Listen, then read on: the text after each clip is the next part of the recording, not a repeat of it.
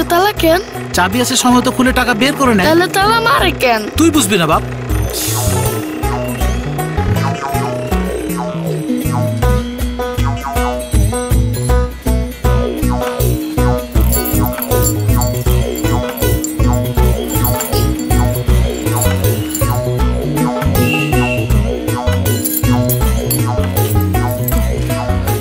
আজকে দুইটা শিকল। বুঝবি না বাপ, সাবধানে মাইন নাই, তাই মানতেছি।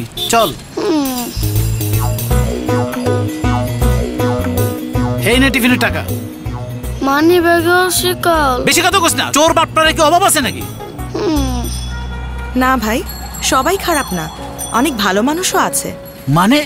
তাহলে শুনেন একটা সততার গল্প। এই হলো রাজবাড়ী ইসলামপুর সরকারি প্রাথমিক বিদ্যালয়ের সততা স্টোর। এখানে নেই কোনো দোকানদার, নেই সিকিউরিটি ক্যামেরা। বাচ্চারা ইচ্ছা মতো খাতা, কলম, পেন্সিল, খাবার সহ বিভিন্ন জিনিস নিজেরাই নিয়ে যেতে পারে, শুধু দামটা নির্দিষ্ট বক্সে দিয়ে যায়।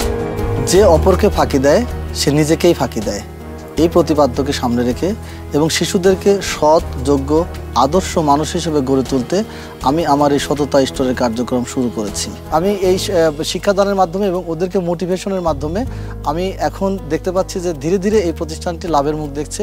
এখানে যে সততা স্টোরটা, এই স্টোরে যে বেচা কিনা একদম দোকানদার বিহীন, যে এটা আসলে একটা সততার পরিচয় দেয় আর কি, যে এখানে কিছু নিলে ফাঁকি দেওয়া যাবে না। এটা থেকে আমার খুব ভালো লাগতেছে এবং এটা আসলে একটা ভালো উদ্যোগ।